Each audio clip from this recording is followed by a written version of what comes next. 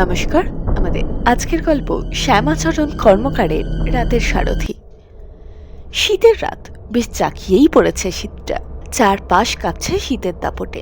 Chamber বন্ধ করে doctor অভয় সান্যাল খেয়ে দিয়ে সবে মাত্র বিছানায় একটু গড়িয়েছেন। ঠিক এমন সময় বেজে উঠল ল্যান্ডফোনটা। ঘড়ির কাঁটায় তখন রাত 10টা। ডক্টর সান্যাল বিছানা ছেড়ে উঠে রিসিভারটা তুলে নিলেন হাতে।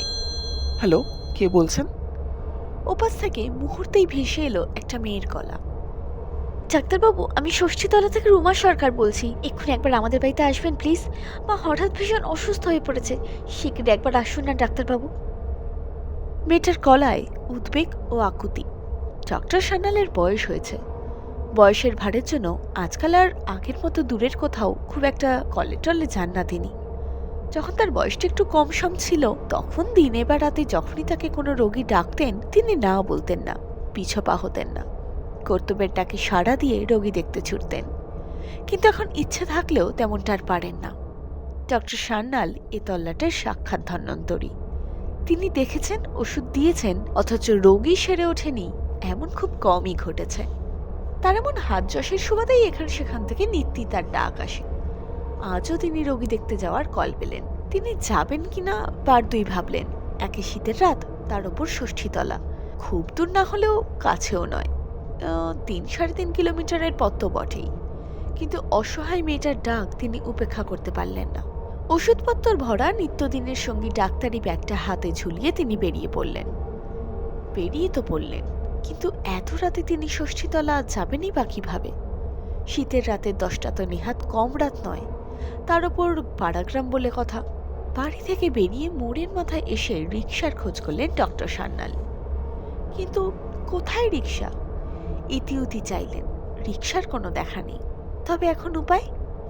মিনিট 5 দাঁড়াতেই অমনি থেকে একটা রিকশা এসে হাজির।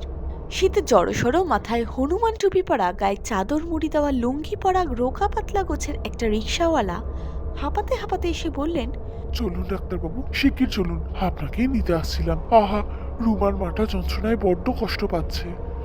ডক্টর সান্যালকে অবাক করে দিয়ে বলে উঠল রিকশাওয়ালা।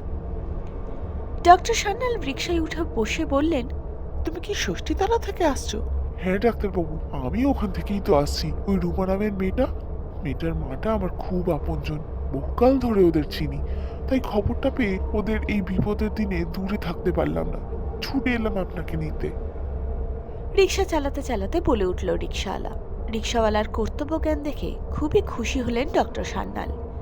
শুনে বললেন, বেশ করেছো, মানুষের বিপদের দিনে পাশে দাঁড়ানোই তো উচিত।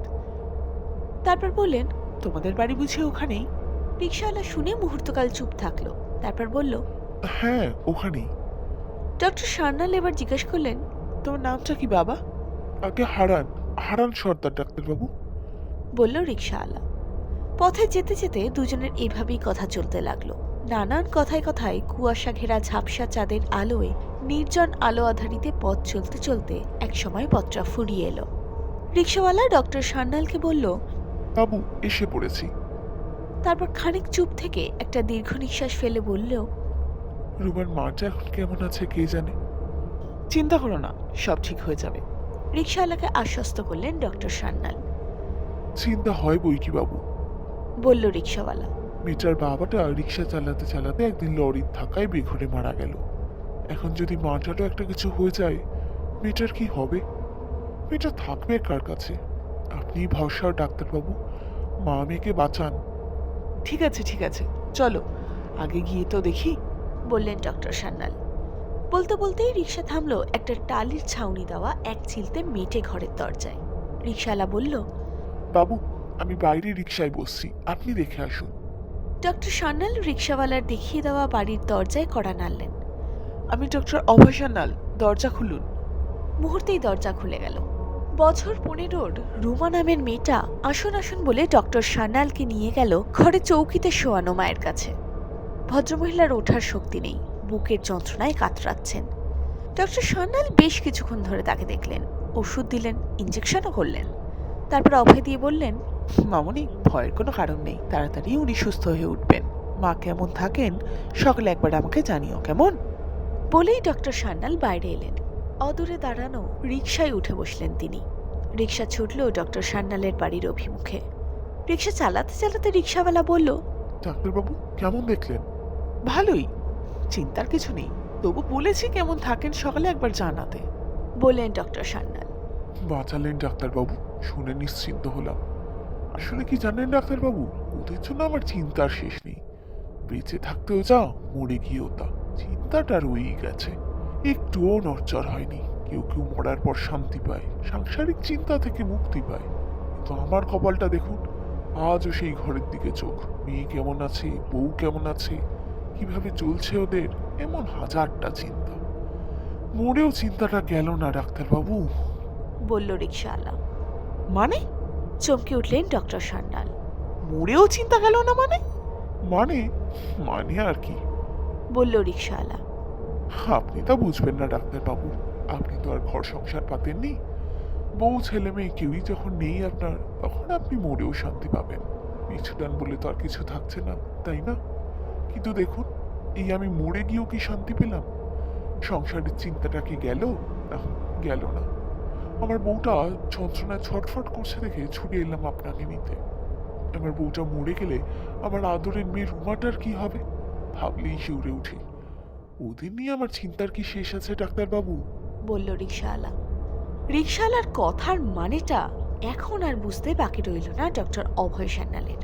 তিনি অপরকে অভয় দিলেও এবার তার নিজেরই একটু ভয় ভয় করতে লাগলো। গোটা ব্যাপারটা এখন জলের মতো পরিষ্কার তার কাছে। এই রিক্সাওয়ালা আর কেউ নয়, লরির ধাক্কায় প্রাণ হারানো হারান সর্দার। শেষে কিনা এই রাত বিরেতে ভূত সারথির হাতে পড়া। ভয় গা ছমছম করতে লাগলো ডক্টর অভয় সান্যালের। ভাবলেন রিক্সাটা থেকে নামতে পারলে বাঁচেন তিনি, অথচ যাওয়ার পথে এমনটা মনে হয়নি তার। ভয়ের আবহের মধ্যেই একটা সময় তার বাড়ির সামনে রিক্সাটা থামলো। ডক্টর সান্যাল কিছুটা শীতে আর কিছুটা ভয়ে কাঁপতে কাঁপতে নামলেন রিক্সাটা থেকে। তারপর দরজার তালাটা খুলে শটান ঢুকে পড়লেন ঘরে। পেছন ফিরে একটি বারের জন্যও আর তাকালেন না রিক্সাওয়ালার দিকে। ছটফট দরজাটা বন্ধ করে মনে মনে ভাবলেন, আর তাকিয়ে কাজ নেই, খুব বাঁচা বেঁচেছেন আজ। ভূত বলে কথা, বিশ্বাস আছে ভূতকে? রিক্সা চালাতে চালাতে কোনো ছুটন্ত লরির সামনাসামনি হয়নি, এটাই রক্ষে। হলে কি হতো? না, আর ভাবতে পারলেন না ডক্টর সান্যাল। ভাবনা সরিয়ে বিছানায় শুয়ে আলো নেভালেন। এই ছিল আমাদের আজকের গল্প। যদি আজকের গল্পটি আপনাদের ভালো লাগে তাহলে অবশ্যই ভিডিওটাকে লাইক করুন এবং চ্যানেলটাকে সাবস্ক্রাইব করুন।